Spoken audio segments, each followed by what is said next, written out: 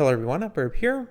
Trying to get back in the swing of things. I will be focusing on independent training today, and over the course of the next couple of weeks, I want to do a couple of videos on the topic of hitting SS in independent training. It is a nice to have and not an absolute must have, but if you're unaware, this SS threshold increases your chance of sparking 2-star and 3-star white sparks instead of sparking those 1-star ones. And it's a little bit deceptive because a 2-star white spark is basically a 200% increase or a 3x increase over a 1-star because it's a 3% proc chance rather than a 1% proc chance. So it's almost as if you have 3 1-star white sparks on that particular skill when a 2-star one actually goes and proc. That SS threshold increases those chances of 2-star plus to 80% from the additional 55%, which doesn't seem like that much, as 25%, but over the course of having 20 to 30 white skills in your current lineages, you're going to find you're probably going to have between 6 and 8 additional 2-stars and probably 2 or 3 additional 3-stars over the course of your parent building. If you're brand new, you're probably struggling hitting this SS rank,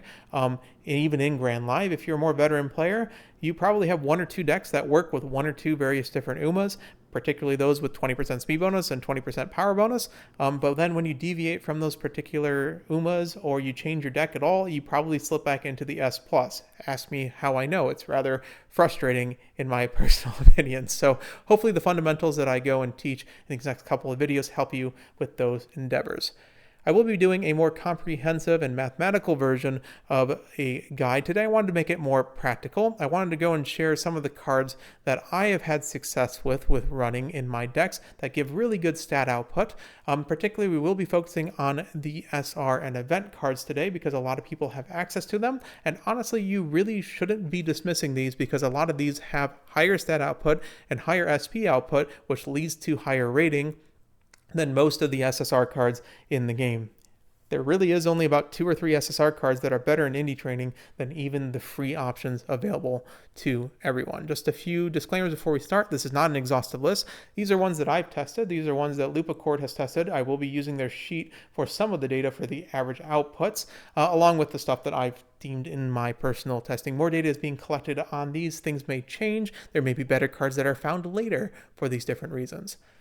In general, to get you started, what you are looking for, because part of this video is kind of trying to teach you what to look for on various cards and when cards are released in the future, and you may find different cards in your deck that may be good. What you're generally looking for is, one, PAL cards are incredible and they give you a ton of SP.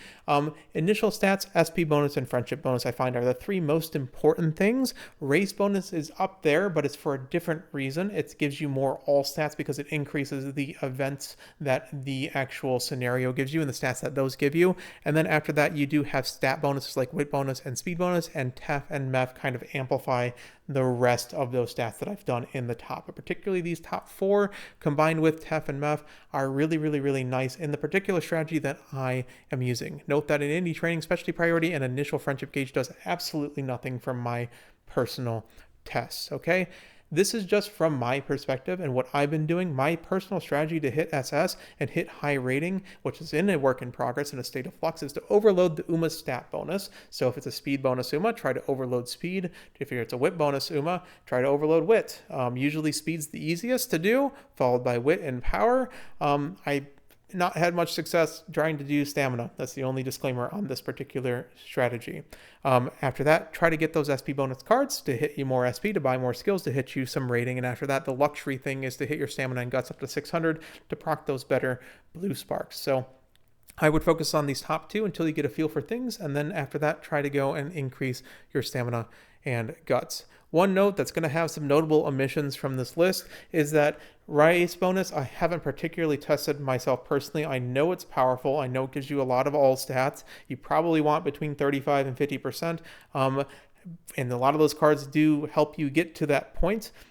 I just haven't really tested it personally, and my personal strategy with rating focuses more on overloading stats. This is just one way of doing things. I know a lot of people have been working on the race bonus strategy. Okay, so with that out of the way, I've yapped enough on this. There is chapters for this, so you probably are coming back at this point, but let's start out with speed cards. The purpose of speed cards is that speed is the easiest stat to overload because the scenario gives you the most of it. So speed cards are really important, and 2 of these speed cards I just consistently use in my deck for that particular reason. First of all, Shinko Wendy, as far as the free cards go, has the highest speed output in the game with some decent SP at 170. She just has friendship bonus and initial speed and speed bonus. 3 of those 4 stats that I mentioned above. And because the friendship bonus is so high, it amplifies her SP output, making it not completely worthless. Shinko Wendy is both a good card to use regularly, and it does actually transfer this time because her power is gained from these stats rather than stuff that is not particularly used, like specialty priority. The only downside of this card is her power output is not the greatest. There are cards that do have more power output, but that is honestly secondary when trying to do a speed card. The combination of Shinko Wendy and Sweep Tosho generally will get you to a point where your speed is in a very good spot. These two plus a singular third speed card will probably put you in the 1200s for most 20% speed Umas.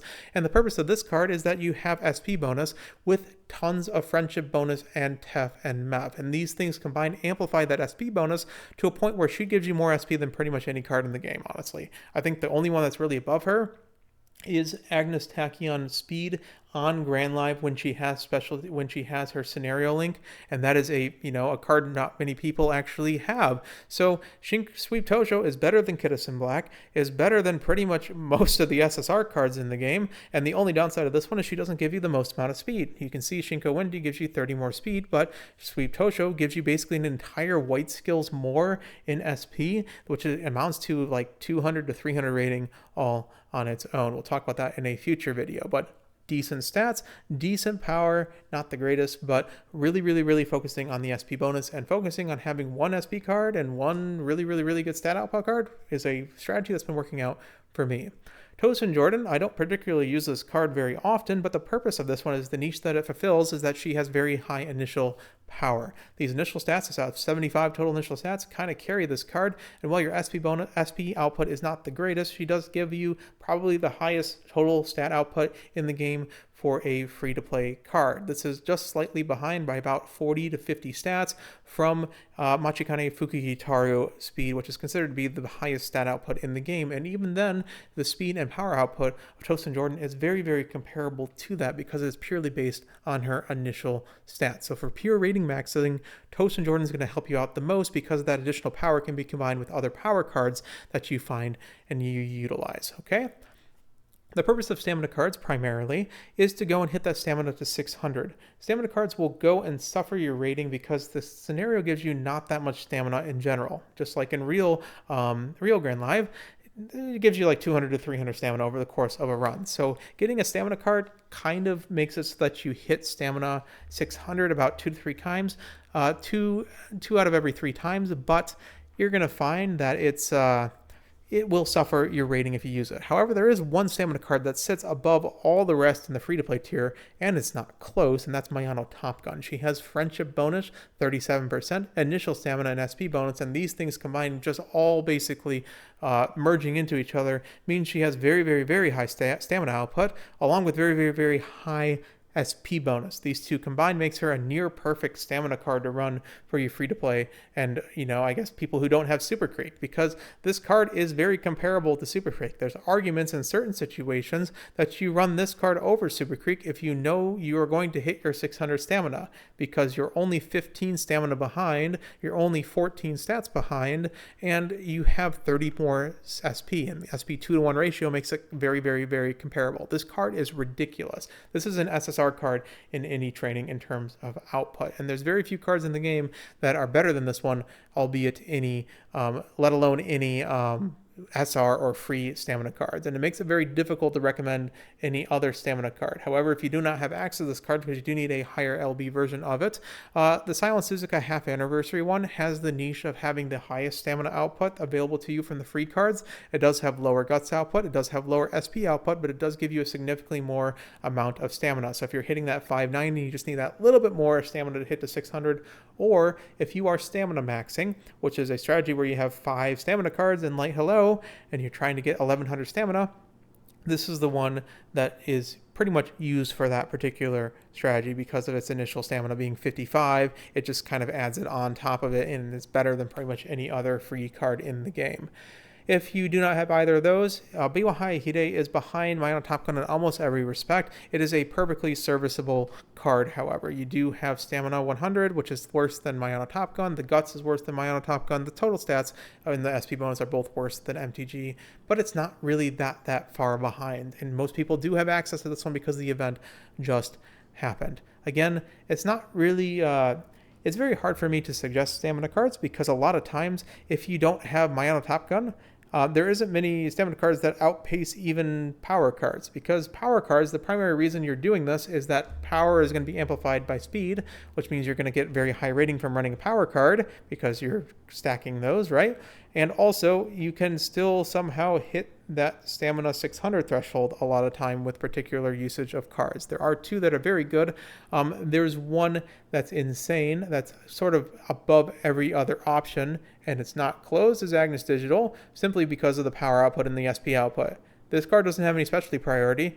We don't care about that. This card's output is insane. It has 123 power output with 55 stamina. 55 stamina is rather respectable for a power card, and because of the SP bonus plus the high amount of TEF, MEF, and friendship bonus, that SP bonus is multiplied and gives you a ton of skill points. So having one of the highest power bonuses in the output in the game, and having some of the highest SP output in the game makes this card the primary free power card that people use. There is one other card that I think is actually used more, and it's for a particular reason, and it's that it gives you more stamina output and a significantly more stamina output.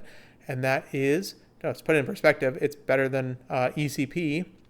It's better than ECP power in pretty much every single respect. So Agnes Digital is just really, really good as an SR card and just a power card in general. But you would use Marvelous Sunday Power if you are trying to hit your Stamina 600. If you are able to hit your SS rating and you're looking for additional things to min-max, hitting that Stamina 600 threshold is very easily done by running Marvy Power, because she gives you 89 stamina, which is more than most of the stamina cards in the game, surprisingly enough. Really, besides Super Creek and Marvy Power and like Tama Cross and a couple of other SSRs, there's not many that give you more than that 90 stamina threshold, and although you have much less SP, because you just have so many more stats, it just doesn't really matter. And usually you can greed with another SP card somewhere else in your build. So the reason why this card's so powerful is that you have stamina bonus with high friendship bonus to amplify it, as well as initial stamina and initial power that go and get tacked on to the end of it at the very end. So it's just a very good spread of stats. Again, we don't really care about too much, and she has 15% race bonus, which I know has a great effect in actually the amount of stuff that the actual scenario does give you. So this may even be higher than even digital power. Hishi Amazon I do find to be kind of the bridge between the two. It's still 10 race bonus, like I said, so it will help you out in that respect. But the 43% friendship bonus, even though she doesn't have any SP bonus, actually amplifies basically all the stats that this card gives. We don't really care about the fact that, she needs to be on the power button. That's the problem that is in the current state of the game with running this card, is that she gives you not much outside of power, but, the game's just going to press power, right? So she gives you about 103 power, which is less than Digiton, but more than Marvy. Gives you 66 stamina, which is less than Marvy, but more than Digiton. And the SP bonus is in between as well. So it's kind of like the hybrid option. I find this card to be very, very powerful. For Guts cards, surprisingly enough, Guts have a very particularly good reason to run them, in that they just kind of give you the most rating. They're not necessarily the best because they don't give you any stamina, and a lot of them don't have good skills and all that, even in their hints, and there's a lot of downsides. But the purpose of them is that if you need an additional card to boost both stamina and power while hitting your Guts to 600, while usually you can even max this by running multiple Guts cards, it just goes and boosts your rating quite a lot. So there really is one really good Guts card that I find is really good. It's Harurara. Unfortunately, she doesn't have good skills, of course, but she has SP bonus. She has friendship and race bonus with the initial Guts, and you're going to find she has decent speed and power output with good Guts. It's not the highest in the world. It's just she has very good SP bonus while giving you all of these other stats. We don't care about the fact she has no initial friendship gauge. We only care about the stat output that the game actually goes and gives us. Matekani Tannhäuser, we're going to be dropping off a cliff here, don't worry. But if you are trying to max guts, this is probably the best pure guts output cards of the free ones. It has 55 initial guts with high friendship bonus to amplify the other stats. She has lower speed and power output, but a ridiculous high amount of guts. The SP output is actually not too terrible at 150. It's just, this is purely for only getting guts. So this is for pure guts maxing builds where you're trying to run 2, 3, 4 guts cards, trying to hit very high guts to hit the high rating. It's a particularly strategy for guts bonus Umas in particular. Like I said, I just said particular 4 times. Yukino Bijin, again, it's going to be hard to recommend a bunch of these characters. 10% race bonus helps a lot with it, but the friendship bonus and training effectiveness does make it so the SP is not terrible at 185. It's rather good with less guts output, similar to Aurora. I guess this is an option if you don't have Haru Aurora for your guts card. Honorable mentions on this one because there are a few more, and it's kind of like, this is more the utility slot anyways. Hayabi's there for 15% race bonus, which does help out a lot. She doesn't have very good output on her own, but she does amplify the scenario itself in terms of race bonus. Shinko Windy just hasn't been tested, but with all those initial stats, it should be pretty good because, man, 35% friendship bonus with the guts bonus with 60 initial stats should be around Tosin Jordan levels, and it's a guts card, so it doesn't, it doesn't go and, what do I say? It amplifies 3 stats all at once. So it should be good. It is only in theory. I am trying to test it out a little more before I absolutely recommend it, but it should be similar to Bamboo Memory in terms of its output because the stuff that matters is pretty close to it.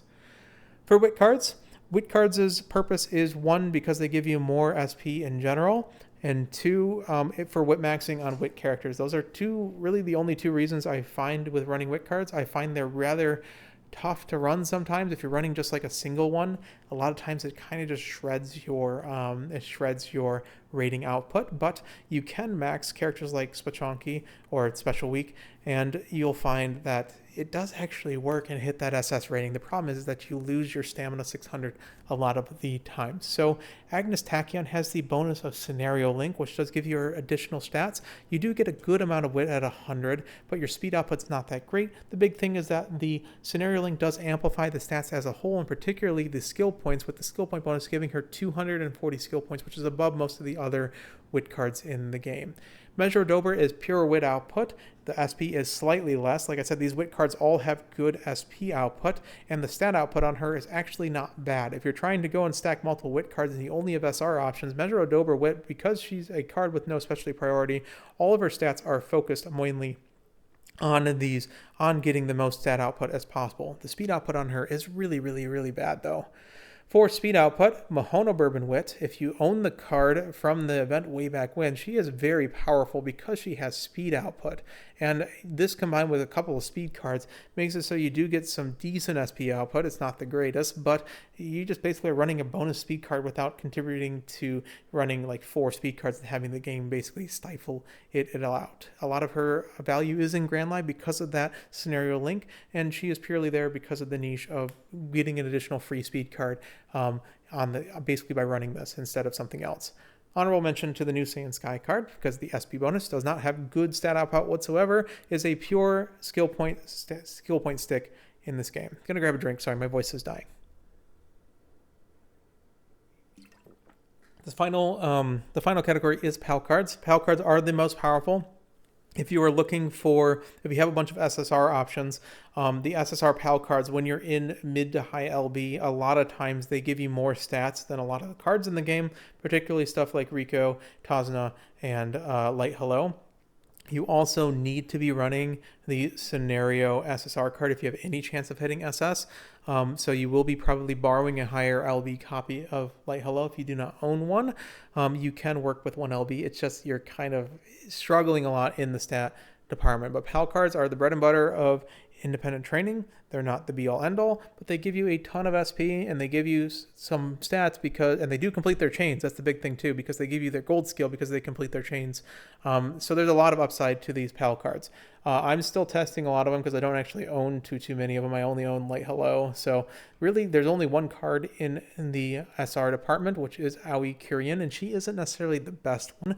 You purely use this card if you are in a situation where you are hitting your stats required for SS and you're looking to hit your SP up. So when your Lupa gets to a point where you can utilize all the SP on very, very, very efficient skills, Aoi Kiryun, as well as the other PAL cards in the game, are there to give you additional SP for you to buy all those really cheap skills to help you out the rating with it in secondarily based on stats. So I don't know if I explained that right, but eventually your Lupa is good enough where there's enough white skills to support the fact that you have additional SP from these PAL cards. So look into the various different PAL cards in the SSR. Howie Kurian is there. If you have an MLB copy of her, you can kind of test it out alongside Light Hello. It does work out rather well in my case. So the best cards in the PAL cards in the game, my personal opinion, and group cards is Light Hello for Grand Live and of course Throne as well, because Throne just gives you speed.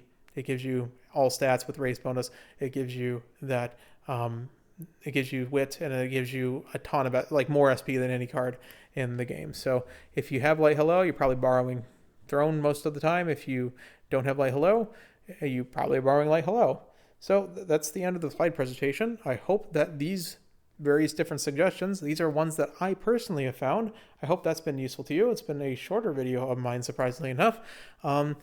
Again, probably ones I missed. Check the comments down below. We'll talk about the SSR ones in later, but I think most people can hit SS even on like 20% speed characters in Grand Live if they have a few of these cards available to them at high LB. So I wanted to get myself started with this topic.